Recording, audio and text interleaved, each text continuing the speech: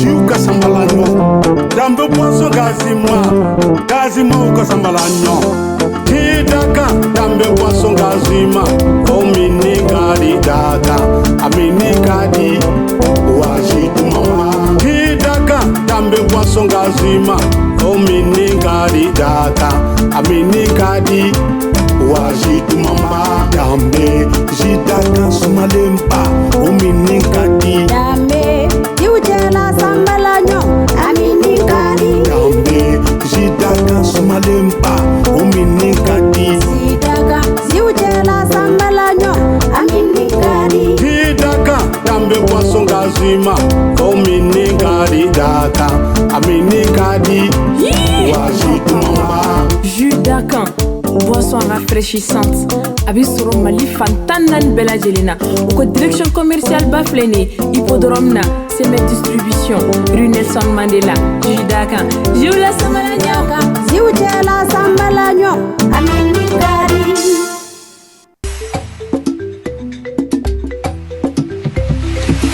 Wasonani morembora, wasoname, wasona tele mbora, wasona samalolo bora, wasoname, alele mindala gadi, wasoname, ni ami be konta, ni ami be sewa, ni ami be shua, iduni ele mizere bana, wasoname. Papa nana kabo barayola dame dama Oduye buru kela kondanali Deuna na kabo tulundi ala dame dama Oduye wolo deuna kontale Maninga wo basondame Fila wo basondame Seneko wo basondame Baba wo basondame Dongo bubu go basondale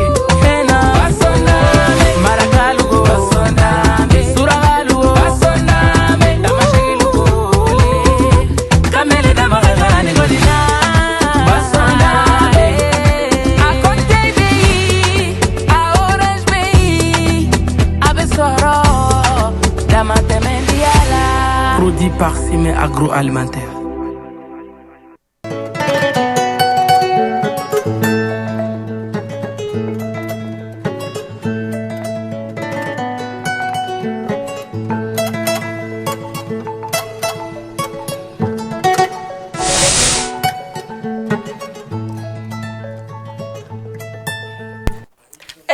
Anw ka bi mɔgɔw bi ko de ma dɔn anw kun famana sa aw ɲɛnafin de kun bɛ anw na anw minnu b'a sigi ka anw lajɛ don o don yan nɔ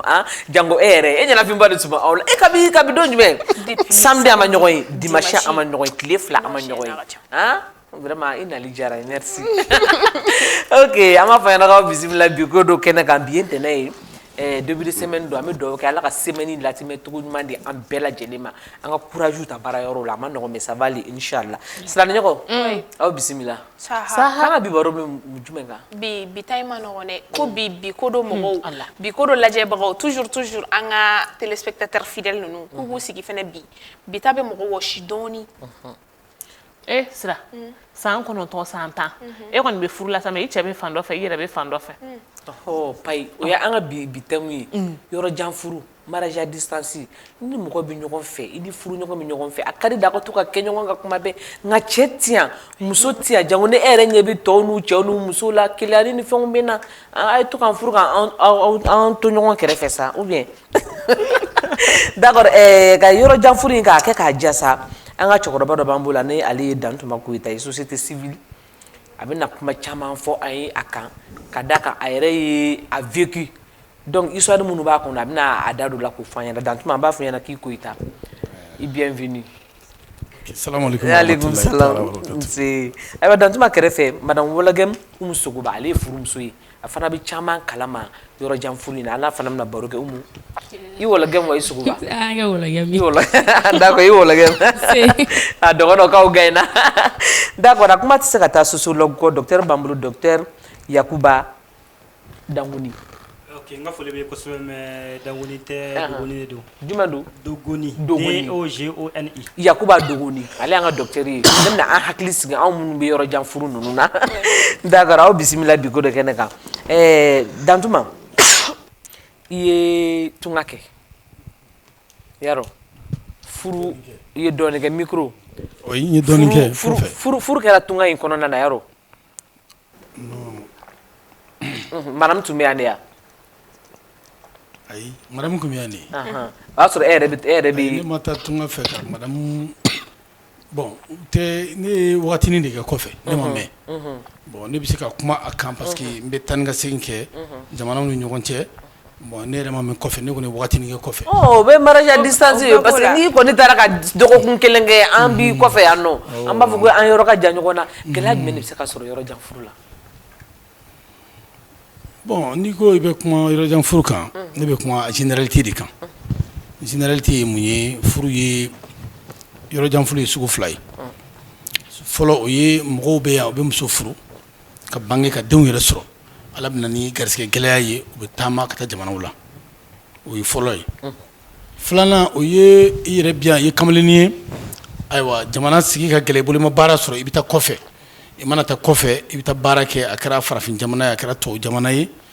kɔfɛ i b'a fɔ i somɔgɔw ka muso ɲini ye ou bien i yɛrɛ bɛ dɔ photo ye a waati y'a sɔrɔ Facebook ko ni fɛn tɛ yen o bɛ diya i ye i bɛ bɔ o nɔfɛ i b'o furu siri k'i to yen bon yɔrɔ jan furu ye o fila de ye kelen furu yɛrɛ kɛra fo ka den fila den saba den naani sɔrɔ kɔfɛ i bɛ taama filanan o ye e yɛrɛ bɛ kɔfɛ i bɛ Abidjan ou bien i bɛ Faransi ou bien i bɛ Amérique i bɛ ɲɛbɔ dɔ fɛ sira dɔ fɛ i b'o furu siri e bɛ o jamana la o bi yan ne bɛ se k'a dɔn o yɔrɔ sugu fila dɔn. Mais gɛlɛya kɔni b'a fila bɛɛ la. Bon gɛlɛya b'a fila bɛɛ la hali minnu furulen bɛ n'u bɛ Bamakɔ yan ni u cɛ ni muso bɛ ɲɔgɔn kan gɛlɛya b'o la furu tɛ diɲɛ na k'a fɔ gɛlɛya t'a la. Nka n'aw bɛ ɲɔgɔn kan fana ou bien docteur. Ne tun b'a fɛ ka dafalen kɛ ka ɲɛsin n fa ka kuma ma. Furu mana kɛ i b'a sɔrɔ gɛlɛya bɛ furu kɔnɔ mais min ka jugu n'a bɛɛ ye o ye ni furu ɲɔgɔnmaw tɛ ɲɔgɔn kan. N bɛ jateminɛ kɛ la n'i taara jamana yɔrɔ dɔw la Mali kɔnɔ i n'a fɔ n'i taara Kayi ɲafanu na i bɛ taa sɔrɔ a ko ɲɔ ɲalen bɛ olu ka yɔrɔ na parce que i bɛ taa sɔrɔ olu ka jamana yɛrɛ taabolo yɛrɛ caman ye taama de mɔgɔ minnu ka taabolo taama ye n'olu ka taama daminɛna i bɛ taa sɔrɔ waati taama dan tɛ k'a la an ye exemple caman ye Bafulabe mara kɔnɔ an bɛ ɲinini kɛ ka se o yɔrɔnin caman ma an donna ko caman kɔnɔ an y'a caman ye n'i taara o yɔrɔ ninnu na i bɛ taa sɔrɔ muso dɔw bɛ yen nɔ a ka hakɛ to kabini o donna furu kɔnɔ fo ka taa se o ka laada jɔlen ma n'o ye ménopause waati nin ye o ma deli ka bange kɛ parce que tout simplement cɛ taara cɛ ma sigi cɛ taara fana cɛ ye muso wɛrɛ cɛ taara taama jara la a ye muso wɛrɛ furu k'o bila Kati ka so jɔ k'o bila muso bila Kati muso bɛ a bɛ bɔ a ka taama na a bɛ taa kɛ o muso kan a b'a ka waati kɛ Kati a tɛ se ka taa muso kɔrɔlen nɔfɛ a ka village la yen o fana sigilen don k'a bɛ furu kunna a b'a kalama parce que tuma caman a wulila ka taa a delila ka wuli ka na Bamakɔ ka na muso ye Kati ka na muso in ka na cɛ yɔrɔ ɲini a sera dɔrɔn dɔ k'a ma ko non ko cɛ seginna o b'a sɔrɔ cɛ ma se parce que cɛ tun y'a fɔ a ɲɛna ko non k'ale seginna o b'a dɔn ko a t'a fɛ ka cɛ ye tuguni o fana ka bɔ a la wa fɛn min don fana tellement que a donna mɔgɔw jogo la fo ka na kɛ a kɛlen bɛ ladalako de ne bɛ ka dugu min fɔ ne taara o dugu la ni hali n'i ye npogotigi fitinin ye k'a fɔ ko karisa bɛ kɛ ne furumuso ye a b'a fɔ n tɛ kɛ furumuso parce que non parce que tout simplement parce que e sigilen bɛ Bamakɔ donc ale tɛ Bamakɔ muso fɛ ale tɛ Bamakɔ cɛ fɛ donc ale b'a préféré mɔgɔ min bɛ tunga na c'est à dire k'a donnen bɛ hali denmisɛnninw bɛ kun na mais fɛn min de don fana tellement que mɔgɔw b'a dɔn k'a fɔ ko fɛn min de don a kɔlɔlɔ ka bon mais u b'u ɲɛ tugu a kan parce que nata donna ko kɔnɔ donc kɔlɔlɔ b'a la kɔlɔlɔ n bɛ ka kɔlɔlɔ min fɔ kɔlɔlɔ ye fɔlɔ cɛ bɛ tunga na n bɛna exemple wɛrɛ caman d'aw ma o exemple badenma de b'an kɔnɔ n'i taara i bɛ taa sɔrɔ fɔlɔ cɛ bɛ taa cɛ tɛ segin ka na bɛɛ tun b'a dɔn a ka hakɛ to a n'an filɛbagaw bɛɛ ka hakɛ to cɛko nege muso minɛ cogoya la muso fana nege fana bɛ cɛ minɛ o cogoya la mais cɛ ka teli ka nege da parce que fɛn dɔ bɛ de i bɛ taa sɔrɔ mɔgɔ cɛ bɛ se ka ko dɔ kɛ k'a sɔrɔ mɔgɔ ma accusé tout simplement b'a bila o kunna ko non ou bien a bɛ prétexte bila k'a fɔ ko non ni muso min bɛ ɲɔgɔn fɛ n bɛna furu dans les jours à venir donc mɔgɔ bɛ se ka u ɲɛ tugu o ko dɔw kan mais ni muso y'a kɛ mɔgɔ b'a kɔrɔfɔ an bɛ tila ka na o ko la parce que a ko in na kɛ n bɛ ka kɔlɔlɔ minnu fana fɔ n'i y'o dugu kelen jateminɛ i bɛ taa sɔrɔ fana hali muso fana bɛ yen waati dɔ la muso ka dan bɛ kɔngɔ su fɛ muso caman bɛ yen ne ye dɔw ɲininka waati dɔ la o ko n ma ko ko n cɛ taara nin y'a san 5 ye mais n'i y'a dɔn ɲɛ i bɛ taa sɔrɔ denɲɛrɛnin b'a dɔw bolo denɲɛrɛnin sɔrɔ cogo di wa an b'o kun di fana o bɛɛ de ye ko ye min bɛ laban kɔlɔlɔ min dɔ ye kɔlɔlɔ min min caman bɛ yen o bɛ bɛ laban furu san fana na parce que cɛ danaya bɛ don furu ɲɔgɔnma ni ɲɔgɔn cɛ donc o réalité b'an ka jamana kɔnɔ ma kuma fɔlen ma nɔgɔn parce que n'i y'a kuma fɔ a bɛ kɛ tiɲɛni ko ye a bɛ fɔ docteur Umu i ye furumuso ye i bɛ furu la e cɛ bɛ yan i ni cɛ bɛ ɲɔgɔn kan donc minnu n'u cɛ tɛ ɲɔgɔn kan u bɛ se ka gɛlɛya jumɛn de sɔrɔ bon u bɛ gɛlɛya sɔrɔ komi n'a fɔ u bɛ se ka nɔgɔya fana sɔrɔ a la cogoya min na parce que n'i y'a ta k'a lajɛ bi i b'a sɔrɔ muso caman de bɛ yen minnu cɛ bɛ aventure la u bɛ se ka san 6 san 7 ninnu kɛ bon min ne yɛrɛ kɔni bolo muso ka cɛ ka taa aventure la ka san 6 san 7 ninnu kɛ sɛbɛko tɛ ko caman bɛ se ka na a kɔnɔna na komi n'a fɔ n balimakɛ bɔra k'a fɔ cogoya min na ni muso ye san 1 kɛ vraiment ni yɛrɛ y'a ye n cɛ tɛ yan nɔ lamɛnbagaw ka hakɛ to n tɛ se ka n yɛrɛ minɛ yani san damadama cɛ i furu sa sariya yɛrɛ ye kalo 6 de fɔ muso ye ni kalo san 1 sera k'a sɔrɔ cɛ ma na i furu sa an b'a ye bi muso dɔw bɛ yen denw cɛw b'a aventure la denw b'u bolo den 1 ni 2 a bɛɛ kamalentigɛ denw ye mɔgɔw ka kuma ko ni den min sɔrɔla furu kɔnɔ o ye furu den k'a sɔrɔ a tɔgɔ kuma ka gɛlɛn dɔ cɛ den don ne ye muso furu muso den ne muso i b'a ye u bɛ bɔ n bɛ taa dugu kɔnɔ u ni kamalenw bɛ taa hôteliw la a bɛɛ cɛ bɛ aventure la ye bon gɛlɛyaba de bɛ aventure furu la tiɲɛ yɛrɛ la gɛlɛyaba de b'a la an b'a ɲini tunkarakɛw fɛ n'u ye dɔɔnin kɛ n'u bɛ se ka musow ladon u kɛrɛfɛ u ka musow ladon n'u tɛ se ka musow ladon u kɛrɛfɛ u k'u labila u kana na musow tɔɲɔ parce que musow bɛ bana caman de sɔrɔ aventure furu in na tiɲɛ yɛrɛ la muso cɛ ka taa aventure la ko 2 de don i ka taa wari ɲini i ka segin ka na muso furu ka muso furu k'a bila i kɔ sɛbɛko tɛ mais sisan i n'a fɔ a ko e ka mariage 2 in na sisan a bɛɛ la an baselen don mariage à distance de sanfɛ comme an ko inconvénient e ko ko avantage bɛ se ka k'a la e yɛrɛ bolo mariage à distance avantage ye jumɛn bon ne bɛ se ka mun fɔ avantage la ça veut dire avantage n'i y'a jateminɛ c'est paradoxal tubabukan de don e taara gɛlɛya fɛ gɛlɛya de bɔ i faso la ka taa fɛn ɲini n'aw ko furusa hakili la u bɛ statistique dɔ kɛ commune na yan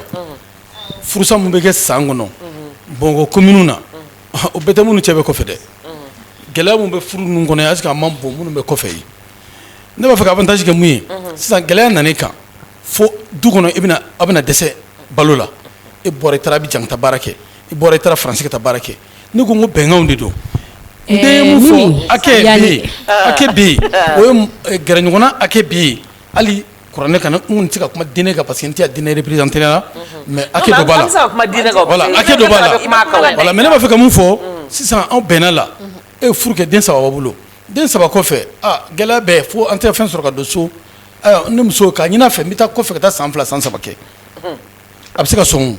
ne bolo diɲɛ ko bɛɛ muɲu kɔfɛ hɛrɛ de ye o an y'a ye furu dɔw kɛra cɛw tora kɔfɛ musow tora yan aw filɛ ka minnu fɔ olu ma yala hɛrɛw de yera la parce que ko hɛrɛ ye mun ye ko hɛrɛ ye ko kuncɛyɔrɔ de diɲɛ ko bɛɛ aw minnu filɛ yan a bɛ se ka kɛ an ka kɔrɔ ɲɔgɔn ye si la an bɛ kɛ cɛkɔrɔba ye mais aw fana tɛ denmisɛnninw ye aw bɛɛ ye san 20 kow ye hɛrɛ ye mun ye diɲɛlatigɛ kow la ko kuncɛyɔrɔ mɔgɔ dɔ ye muso furu a n'a muso bɛ ɲɔgɔn kan yan ala ma garisɛgɛ k'aw la aw ye ɲɔgɔn bugɔ don o don furu sara e ye muso furu ka den 3 sɔrɔ cɛ sɔnna muso sɔnna i ka taa Faransi ou bien i ka taa Abidjan i taara san 4 kɛ ka baara kɛ ka fɛn ɲini i seginna ka na furu fanga donna denw nana kɔrɔbaya o kɔnɔ hɛrɛw nana ko i taa san 4 san 4 muso bɛ i kɔ yan adamaden dun de don ko fɛn bɛ mɔgɔ la min t'i ta ye docteur fɛn bɛ mɔgɔ la min t'i ta ye dɛ oui ne tun b'a fɛ ka n fa latɛmɛ yɔrɔ dɔ la a ye kuma dɔ fɔ c'est vrai que a ye kuma min fɔ c'est pas parce que n'i ye yɔrɔ dɔ ta fɔ ne y'a fɔ a ɲɛna ko an bɛɛ ka Mali yɔrɔ min fɔ n bɛ se k'a fɔ Mali région tɛ ne ma deli ka taa yɔrɔ min na an ka ɲinini taama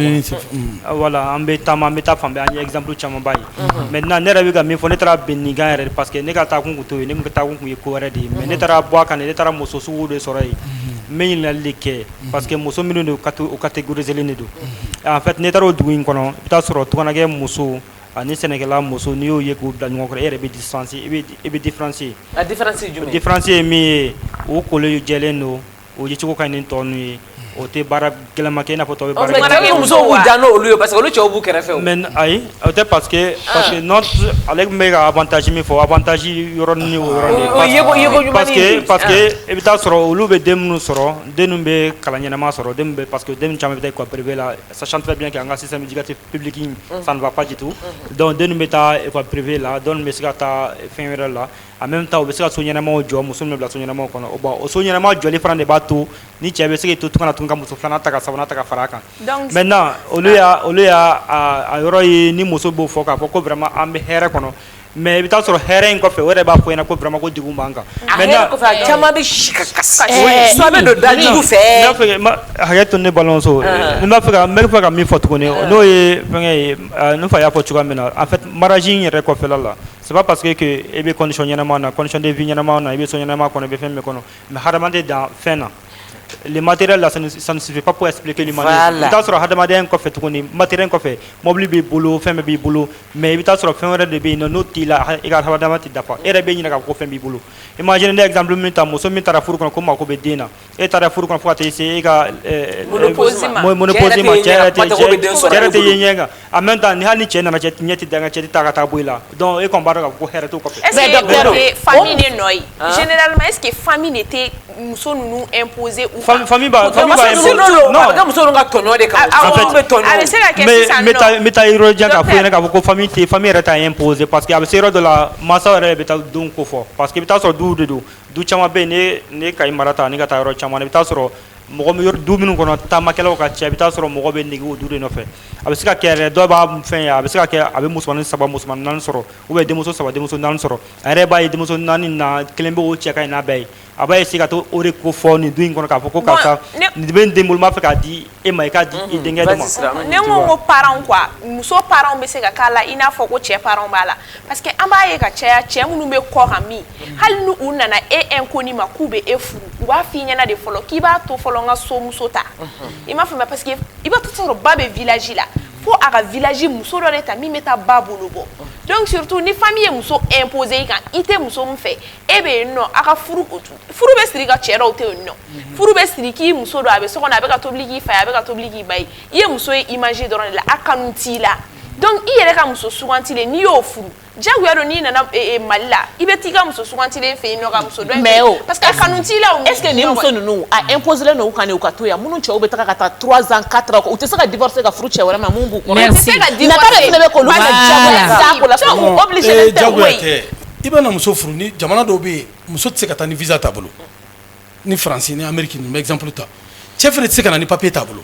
sinon furu bɛ daminɛ don min na i b'a sɔrɔ bɛnkan dɔw bɛ yen i bɛ hakilina dɔ bɛ yen mais hakilina ninnu tuma dɔ la a bɛ déborder sinon a ka di mun bɛ muso in furu mun bɛ cɛ in furu a tɛ k'a b'a furu k'u kana ɲɔgɔn ye san 5 san 10 mais n'o bɛna déborder est-ce que t'a labila i b'a labila labilali o tuma ye a b'a muɲu de aw bolo latigɛ bɛ se ka na parce que ne ye mun fɔ sisan ne ye muso furu n'i bɛ Faransi a ka di i ka papier sɔrɔ i ka to ka na chaque 2 ans chaque 3 ans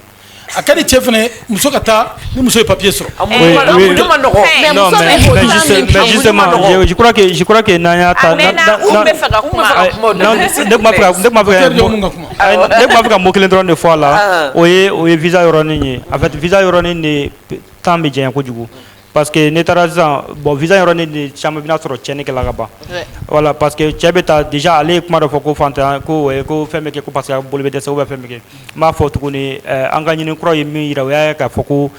fantanya tɛ mɔgɔ bila ka taa fɛn na parce que mɔgɔ min bɛ taa sisan mɔgɔ min bɛ bɔ yan ka taa Libi déjà que non dɔw bɛ fɛn bɛ dɔw bolo avant ni fana sera Libi maintenant pour que ka se ka bateau in ta ka se i bɛ fɛn dɔ de sara i bɛ somme dɔ de sara o somme ye fond de roulement de n'i y'a investi mais sauf que c'est devenu culturel en fait a bɛ dɔw yɛrɛ ka hakilina k'a fɔ n'i ma taama i ma kɛ cɛ ye fɔlɔ n'i ma taama fɔlɔ i tɛ muso ɲɛnama sɔrɔ n'i ma taama i tɛ se ka sɔrɔ kɛ n'i ma taama taama yɛrɛ de ye fɛn bɛɛ base ye ne ye denmisɛnnin dɔw ye ɲɔgɔn ye DT de b'u bolo u ka yala DT b'u bolo i n'a fɔ o sina samara u tɛ taa yɔrɔ si ni moto DT t'u bolo dɔw yɛrɛ ye Apache ni fɛnw san k'o to u ka dugu la mais fo ka taa de parce que dɔw yɛrɛ b'a fɔ ko mɔnɛ donna na ni cɛ dɔ bilala ɲɔgɔn na muso nɔfɛ tɔgɔnaden y'a ta ka sɔrɔ a tɛ yan donc dɔw yɛrɛ bɛ taa ko parce que mɔnɛ de donna n na musoko la ou bien mɔnɛ donna n na nin ko in na mɔnɛ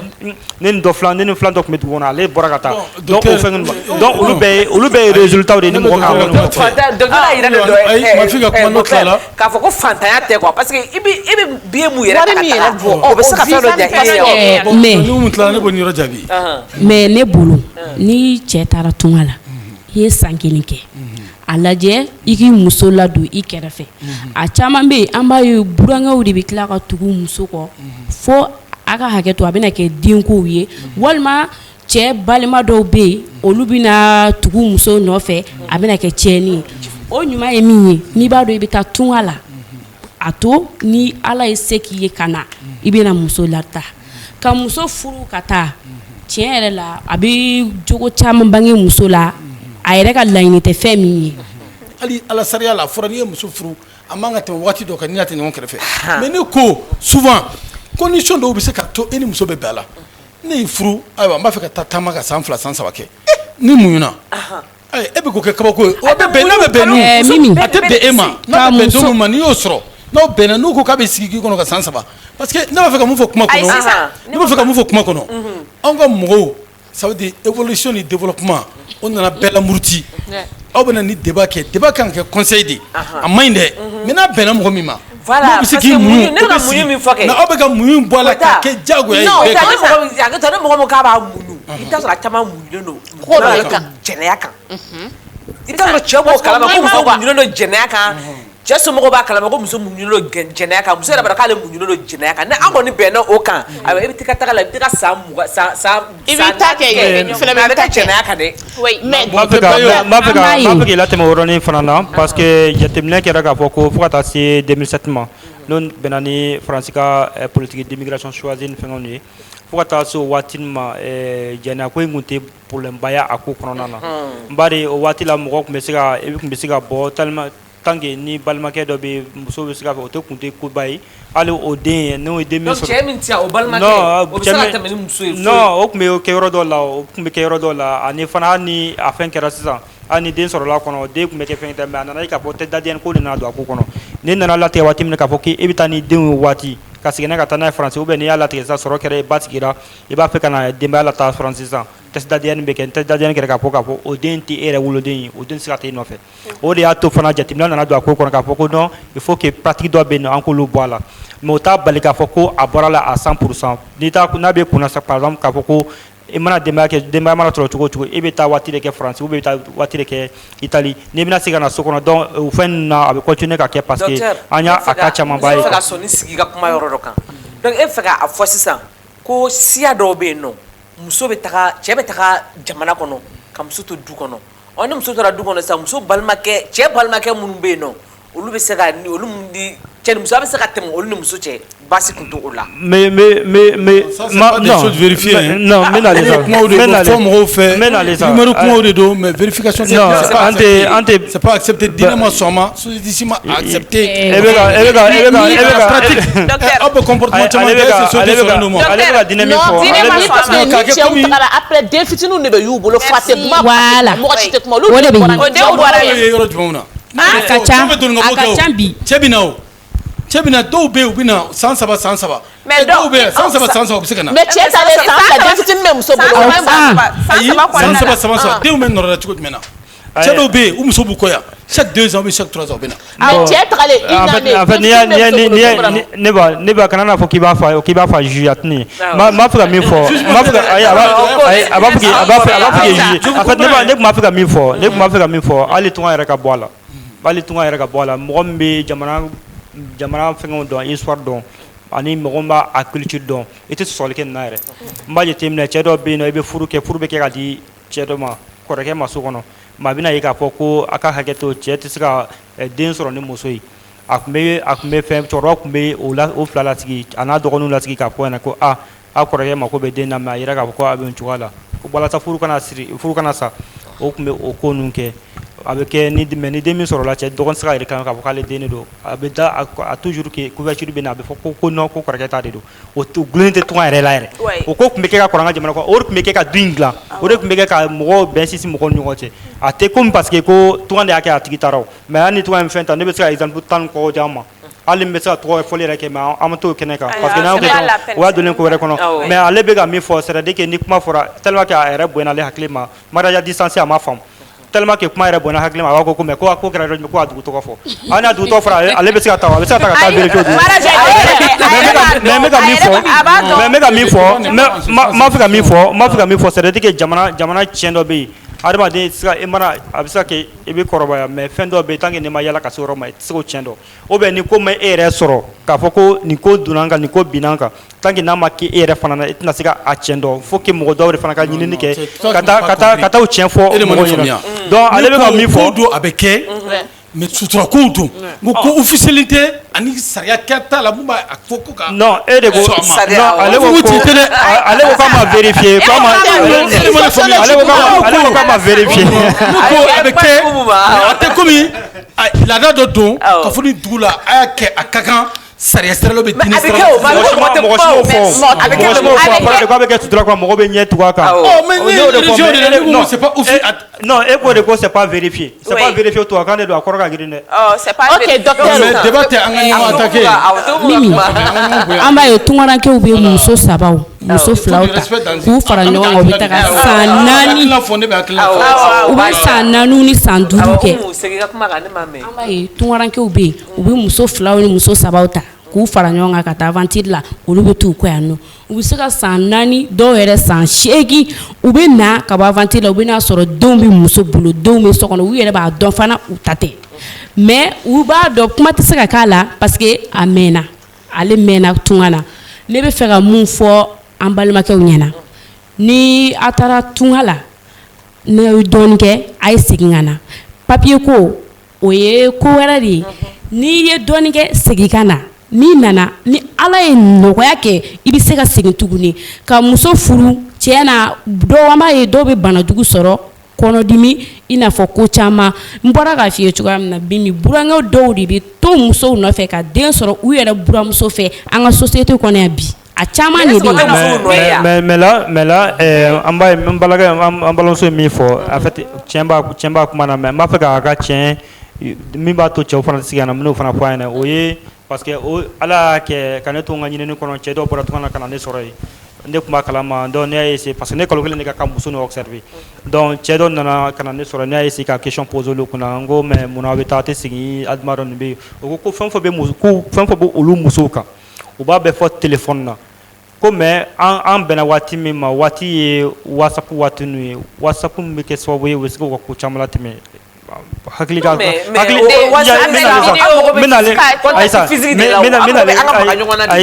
minale hakili b'a tɔ dafa o hakili o kuma o ko dɔn n y'o faamu maintenant mais ale bɛ k'a fɔ ko c'est ne ye waatinin kɛ u ka segin ka na c'est à dire que société minnu de don n'i donna a kɔnɔ i bɔli ma nɔgɔ ni tant que ni donna ni ka papier ko ma ɲɛnabɔ e ka taa ni ka segin tɛ se ka kɛ i n'a fɔ i bɛ don mɔgɔ wɛrɛ tɔgɔ ka bɔ cogoya min na i tɛ muso labila wa ne ka problème muso labilali yɛrɛ tɛ yɛrɛ ni baro la hali n'u ye papier sɔrɔ n'u nana ka na bɔ sisan n'u na 1 mois kɛ i b'a ye tuguni u bɛ taa 3 ans de kɛ pourquoi a dɔw bɛ to yen ka muso furu yen nɔ mariage à distance bɛ kɛ nin i b'a sɔrɔ u taara ka den min t'u kɔ san 1 u bɛ na ka sɔrɔ den bɛ san 17 fo mɔgɔ dɔw de k'a fɔ k'i den filɛ u yɛrɛ t'a dɔn ko nin ye den ye o baden ne ko n ko baro aw ye baro bɛɛ kɛ négativité fɛn mun ma ɲi a la bon ne ko positivité bɛ ko bɛɛ la ne ka positivité ye mun ye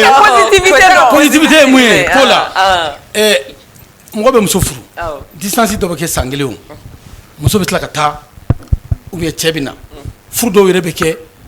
cɛ bɛ to tunga la u bɛ muso furu bɛ taa u bɛ sigi tubabu jamana u bɛ se ka san 20 kɛ u bɛ tila ka na segin ka na sigi u ka farafin jamana o tɛ kɛ wa bon ne bolo mariage distance aw kumana kan aw bɛ ka kuma a yɔrɔ min ma ɲi o dɔrɔn kan mais diɲɛ ko ko fɛn dɔ ma ɲi a la mais fɛn dɔ fana ɲana kɔnɔ san'aw ka na o la a ɲuman yɔrɔ in san'aw ka na o la an taara barokun dan tɛ yan kelen o hakilina ko dan tɛ yan dɔrɔn ye donc san donna dugu kɔnɔ an ye mɔgɔw ɲininka tunkaranke musoya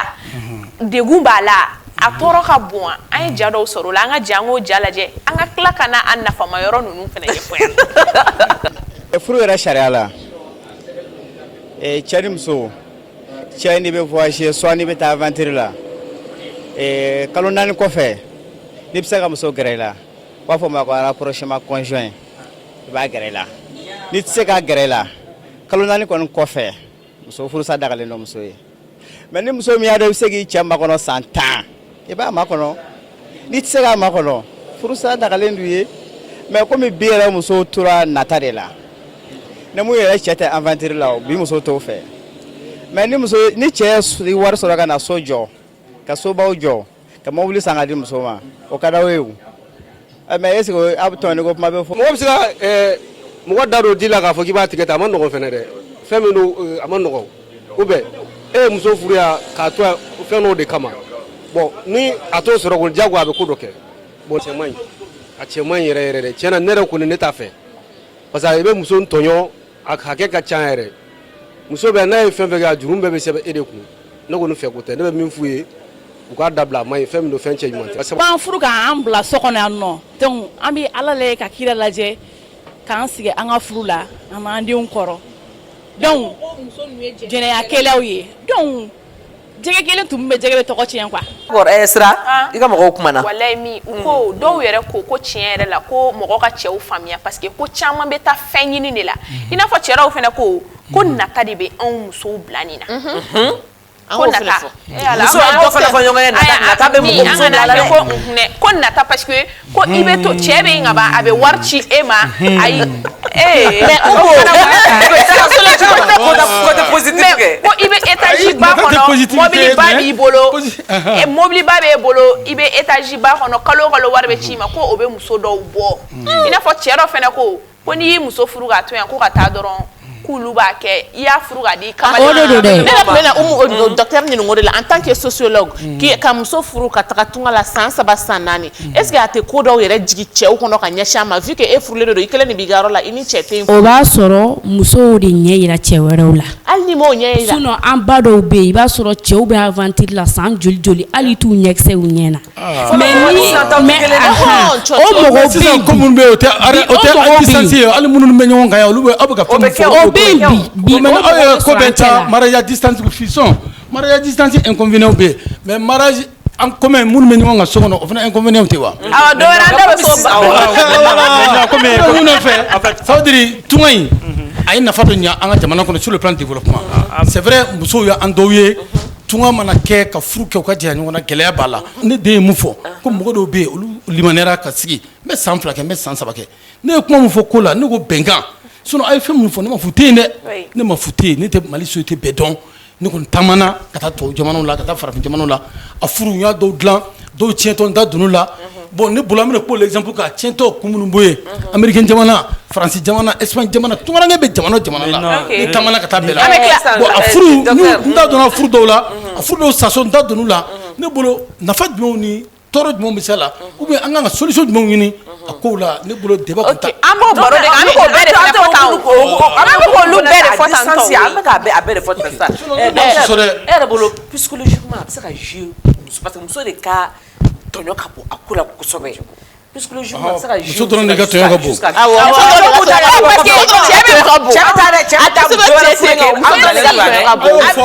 c'est pas tout à fait an ka mɔgɔw bɛ kɛ foyer la cɛ minnu bɛ yen an taara Faransi ka taa yala cɛ minnu bɛ bɔ yan ni muso b'u kɔ yan n m'a fɔ mɔgɔw ma kɛ mɔgɔ lankolonw ye kɔfɛ dɛ mais n bɛ mun fɔ aw ye i bɛ taa Paris i bɛ cɛ dɔw ɲininka an ka maraka kamalen dɔw ɲininka sinimusow t'a yɔrɔ dɔn olu bɛ bɔ baara dɔ kɔnɔ. sinima ko tɛ sa ni ko dɔw bɛ na ka sinima kɛ o. il veut pas. m'a fɛ ka min fɔ. ka miiri denbaya dɔrɔn de la. wa u b'i wele de kɛ j'ai vu des cas n yɛrɛ y'u ye n bɛ mɔgɔw dɔn hakilina minnu b'u la souvent. d'accord docteur on est opposé à ça. kuma bɛ ka fɔ c'est à dire ɲininkali bɛna kɛ n fa t'a fɛ ɲininkali ka jaabi bilen. mais m'a fɛ ka min fɔ mais a bɛ se ka min faamu c'est à dire que mais an ma deli muso ye a bɛ se yɔrɔ dɔ la a tamatɔla bɛ to a kele kɔ yɛrɛ ma a ma deli k'o ye. ka kele tu de ka talon. a bɛ ko kuma a bɛ ko non a tɛ kuma a bɛ ka talon a ma talon mais a bɛ komi a bɛ dɛsɛ sen kɔrɔ a bɛ komi a bɛ ɲugu a bɛ bin an m'o ye. hali an t'a dɔn maintenant an ma deli muso fana ye n'a ye mɔgɔ dɔw sigilen ye sisan a bɛ to kuma na a bɛ kuma tubabu b'a fɔ ko ka monologue a bɛ kuma mais a yɛrɛ t'a dɔn a bɛ ka min fɔ a ma deli k'o ye. an ma deli ka muso fana ye k'a fɔ n'a bɔra kɛnɛma a bɛ carré minɛ a bɛ taama ka taa carré kɔnɔ ka taama ka segin ama de ko maintenant olu te fa ye o ni fa cɛ ka jan o ni fa cɛ ka jan en fait muso n'a ye distance dɔ sugu dɔ ta mu cɛ ye a bɛ fɛn dɔ ŋaniya kunkolo la c'est à dire que ni muso mɛnna k'a sɔrɔ a ma cɛ ye a ɲɛ ma da cɛ kan ne ko sabu ne tun bɛ ka wasa ko kuma fɔ a ɲɛ ma da cɛ kan cogo ni muso mɛnna i b'a fɛ an ka cɛ ni musoya kɛ an ka d'accord o b'a la fana mais dɔw fana bɛ yen muso dɔ bɛ yen mais min docteur ko ma docteur ka kuma latigɛ dɛ ko n'i ma cɛ donc sa appel vidéo in b'a to i bɛ cɛ ya i ma faamu parce que an bɛ yɔrɔ min na sisan comme n ye whatsapp ko kuma fɔ c'est à dire que n bɛna whatsapp kɛ ko n ka kuma yɛrɛ répond n ye question minnu posé a kun n bɛ whatsapp kɛ k'o répond fɔlɔ a kun bɛ kɛ muso la tout simplement parce que whatsapp ko kuma kun na Facebook kun ka dɔgɔ tout ça accès aux réseaux sociaux c'était très limité maintenant mais bi ala ye nɔgɔya don o ko kɔnɔna na parce que hali tubabu yɛrɛ fɛ a bɛ kɛ mais ces femmes là ont développé d'autres technologies même fɔ ko sextoy par exemple o b'a sɔrɔ o bɛ fɛn ninnu kɛ voilà donc o b'o utiliser tout ça maintenant min bɛ muso ninnu bila o sugu na an y'a ka caman mɛ hali Bamakɔ an y'a ka caman ye muso n'a ye waati kɛ a cɛ kɔ n'a ye mɔgɔ tɔw sigilen ye o n'u cɛ bɛ ka baro kɛ waati dɔ la a b'a essayer ka a da don kuma na ka kuma sara cɛ la k'a lajɛ k'a fɔ cɛ ɲɛna ko mais e ɲɛ bɛ ninnu bɛ ka an kɔrɔfɔ ou bien ninnu bɛ ka nin fɔ an ma mais mɔgɔ t'a bolo n'a b'a fɔ c'est pourquoi a bɛ sara kogo la a bɛ sara kogo la tout simplement parce que y a un manque manque de don a bɛ fɛn dɔ développer a yɛrɛ kunkolo la a bɛ fɛn dɔ développer a kunkolo la manque de communication bɛ na n'o ye le fait que la personne n'a plus acquis ses confiances maintenant o ye exemple dɔ ye taloni fana c'est parce que muso ni e mɛnna i cɛ kɔ a bɛna se yɔrɔ dɔ la e muso yɛrɛ b'i dɛsɛ a b'i kɛɲɛ n'a ye kɛɲɛ sisan n'a ye kɛɲɛ a dɔw b'a la e taamatɔla de ale de b'a fɔ ko cɛ kana to ka nin kɛ muso yɛrɛ bɛ sin ka conseiller k'a fɔ ko non a bɛ n'i da dilan kan ou bien muso a bɛ n'i sigi ani faya tɛ ɲɔgɔn c'est à dire que oui a yɛrɛ b'a construire a kunkolo la ne y'a ka ca mais ne ko balimakɛ a kɛra balimamuso a kɛra o waati ala remorque a bɛ remorque natɔla ye a bɛ se remorque parce que a ɲɛ tɛ remorque na a bɛ ka min maintenant c'est à dire que o kuma ne y'o kuma fɔ mɔgɔ ɲɛna mɔgɔ ma a baara kɛ a kalan kɛ yafa ne ma o la ni mɔgɔ ma a kalan kɛ ou bien ni mɔgɔ ma bɛnna a muso ɲɔgɔn o cas ninnu ye a bɛ bonya hakili ma c'est pourquoi ne ko i ma ne bɛ jɛn ni welegɛn ka kuma ye k'a fɔ ko muso ninnu tɔɲɔlen don en fait tɔɲɔni dan de don parce que cɛ c'est vrai que hali silamɛya la a dagalen tɛ cɛ n'i mɛnna muso kɔ ni une semaine kɛ i bɛ se ka don ɲɛgɛn kɔnɔ i b'i yɛrɛ masturber i bɛ sigi ka na i b'i ka dɔn kɛ i bɛ fɛn kɛ parce que tu es très content e bɛ se k'i yɛrɛ masturber parce que tu as tout mais muso la est-ce que muso dɔ bɛ yen c'est très difficile pour elle o ko ka orgasme sɔrɔ maintenant à partir seulement du doigt dɔw bɛ bolo kelen utiliser dɔw bɛ fɛn wɛrɛ kɛ mais je dis que il y a beaucoup de ces femmes qui sont sauvées actuellement parce que avec le développement de la technologie dɔw bɛ se ka sextoy ninnu utiliser maintenant mais n y'a jateminɛ fana hali muso dɔ fana n'i y'a binna muso dɔ kan i bɛ taa sɔrɔ fana o muso dɔ fana na hali o cɛ de b'a fɔ ɲɛna ko bon comme ne tɛ yan o b'o sama o fɛn ninnu na sisan parce que avec l'électrification rurale dɔw bɛ se ka u ka fɛn matériel minnu dɔw bɛ recharger dɔw bɛ se ka recharger u ka chambre kɔnɔ yɛrɛ b'a utiliser maintenant ne ye whatsapp fɔ k'an yɛrɛ répond waati min na o ye c'est parce que aujourd'hui muso caman bɛ yen nɔ o b'a fɛn ninnu utiliser c'est à dire que o ni cɛ bɛ appel vidéo la u bɛ ɲɔgɔn nege wuli u bɛ fɛn bɛɛ kɛ u bɛ don chambre kɔnɔ en même temps ils font le rapport à distance voilà donc o cas bɛ ka to c'est à dire que mɔgɔ caman bɛ yen nɔ jusqu'à présent u bɛ ka stabiliser u ka foyer kɔnɔ mais cɛw minnu filɛ ne y'o muso ɲininka k'a fɔ ko mais est ce que i cɛ b'a kalama i ka mun kɛ u b'a fɔ ko oui ne ni cɛ yɛrɛ de b'a kɛ donc ça évite maintenant que o muso ninnu ka jɛn'a kɛ ni cɛ wɛrɛ ye parce que tout simplement parce que elles se sont soulagées maintenant à distance avec leur mari. Merci docteur ko k'a tɛ kuma bila heureusement grâce à lui an bɔra kalama ko technologie développée la même sexuellement an bɛna kuma dan tɛ yan dɔrɔn ye an ka téléspectateurs dɔw bɛ yen nɔ fɛnɛ minnu b'an lajɛ bɔlɔlɔ siraw fɛ Facebook sanfɛ Renouveau FM TV mɔgɔ caman y'u hakilina fɔ comme an y'a fɔ aw ɲɛna cogo min na wagati tɛmɛnenw na sani nin thème ninnu ka débattu yan a bɛ bila an ka bɔlɔlɔ siraw kan pour que ni hakilina fɛnɛ bɛ min na pour que kuma kana dan anw dɔrɔn ma yan nɔ aw bɛ se ka taga an ka page officielle kan ka taga aw hakilinaw fɔ yen nɔ mɔgɔ caman kumana dɔw ko muso ninnu fanga tɛ u k'u sigi ko mɔgɔ si sirilen tɛ ou bien u menacelen tɛ u ka to yen nɔ ko ni i furula dɔ ma ni o tigi tɛ yen a bɛ ye san damadɔ kɛ a ma na i bɛ se ka furu mɔgɔ wɛrɛ ma dɔ fana ko n'o ye an balimakɛ Lamini Ture ko ale kɔni bolo ko amour tɛ fanga silamɛya yɛrɛ la k'a autoriselen de don kalo 4 dɔrɔn de mais au delà de ça ni min ka di i ye i bɛ se k'o kɛ mais quand généralement an balimamuso minnu bɛ furu ka bila nin cɛ ninnu kɔ yan nɔ k'u tɔɲɔlen don mɔgɔ wɛrɛw kumana Lamini ta kɔfɛ i n'a fɔ Musa Balo ale ko c'est très compliqué k'a ko ka gɛlɛ ka muso furu k'a bila i kɔ yan nɔ surtout ni a muso tɔgɔ bɛ grande famille na k'a tigi bɛ sɛgɛn donc ko an kana permettre k'a fɔ ko an bɛ nin ko sugu la kɛ ka an balimamusow sɛgɛrɛ a ko ma nɔgɔ donc ni mɔgɔ wɛrɛ minnu bɛ fɛ k'u hakilinata fɔ i b'a fɔ Musa Balo ninnu y'a kɛ cogo min na i bɛ se ka taga an ka page officielle sanfɛ Renouveau TV FM ka tigi hakilinata fɔ an ka baro kan. Ne kɔni bɛ mun fɔ mɔgɔw jagoyalen tɛ. Ok o b'an ka kuma an ka kun cɛ awɔ o b'an ka kun cɛ n'i y'o fɔ an bɛ baro. E dimina dɛ o sera dimina. N bɛ se ka mun fɔ ça veut dire conseil de don aw bɛ fɛ k'a fɔ mariage distance inconvénient minnu b'a la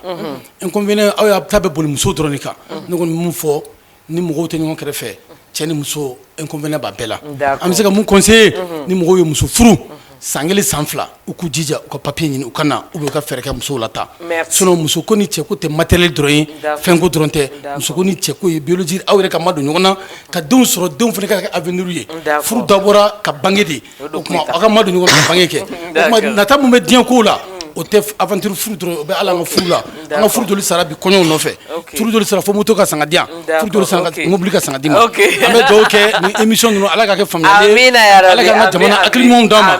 ala ka barika don an ka ko bɛɛ la émission ye ala ka to a ka kɛ sababu ye ka faamuyali caman di mɔgɔ caman ma. dakuruɲa kelen dɔrɔn i ko an ko cɛ ka a kuncɛ. bon jagosa tɛ muso ninnu ka sigi ka cɛ ninnu kɔnɔ fo ni san janba ninnu na a wajibiyalen tɛ. d'accord merci Oumou. Pour la game.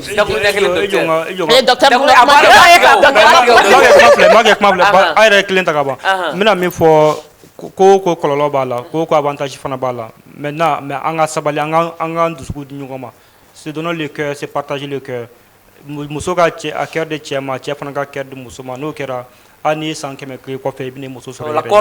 maintenant non mais maintenant o de ye ko laban ye mais n'an ma ɲɛ o kɔ cœur dɔrɔn t'a ɲɛ parce que a bɛna se yɔrɔ dɔ cœur bɛ dɛsɛ cœur bɛ affaibli maintenant ni cœur affaibli la ko jija vraiment corps ka se ka na don a kɔrɔ ka supporter quoi parce que ni corps fana affaibli la ko tɔ bɛ tiɲɛ. tiɲɛ yɛrɛ la ala ka na ko o bɛ an ka bi baro kun cɛ docteur ko cœur ka di ɲɔgɔn ma ko mais ko corps fana mago bɛ ɲɔgɔn na ka fara cœur ninnu kan o bɛ dan se an ka bi baro la an balimakɛ minnu b'an furu ka taa yɔrɔ jan fɛ vraiment an mago bɛ affection na wari ni fɛn ninnu ka d'an ye dɛ nka an ka gɛrɛ ɲɔgɔn na an mago ba b'o la donc ala ka sira nɔgɔya bɛɛ lajɛlen bɛɛ ka na i ka famille na cɛ ni muso an ka ko kɛ k'u ye ɲɔgɔn bolo ayiwa an b'a fɔ yɛrɛ ko aw k'an bɛn sini ni ala sɔnna nin kɛnɛ kelen kan a demain aw merci.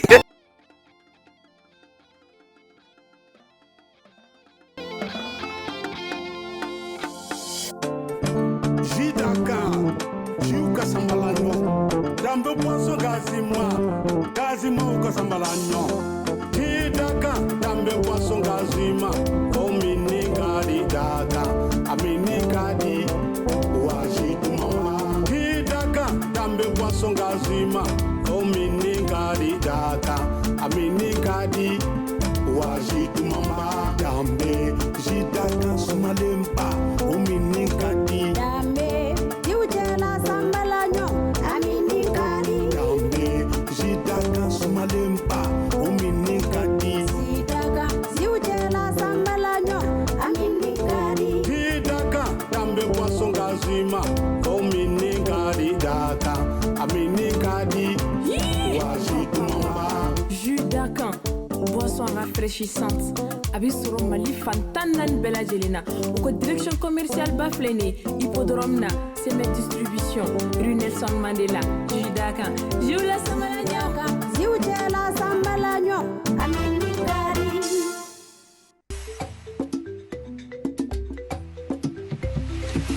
Wasana ni morembora, wasana me, wasana telele mbora, wasana me, wasana samalolo bora, wasana me, alele mindala gadi, Ni ami be content, ni ami be sewa, ni ami be joua. Iduni ele mizere bana. Bossondame, papa nana kabo bara yola dame do dama. Oduye buru kela kontanali. De una na kabo tulundi ala dame do dama. Oduye wolo de una konta kontale. Maninga wo bossondame, fila wo bossondame, senevo wo bossondame, baba wo bossondame, don bubu go bossole, fena bossondame, maragalu go bossondame, suragalu go bossondame, damashilu go le, kamele damaragani go dina bossondame. A côté bi, a orange bi, abesoro, damate mendiala. Produit par Sime Agroalimentaire.